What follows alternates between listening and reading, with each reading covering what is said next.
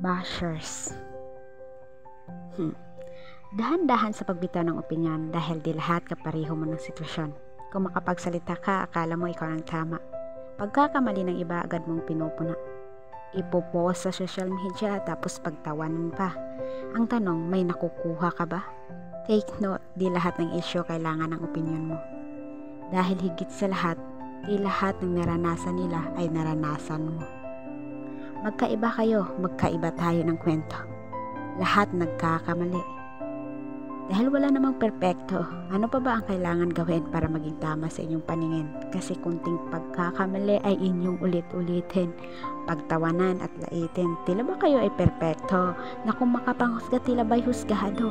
Kung may mali man siya, hindi sabihin mo ng diretso sa kanya, huwag mo na i-post sa social media. Para ano? Pagtawanan ang iba?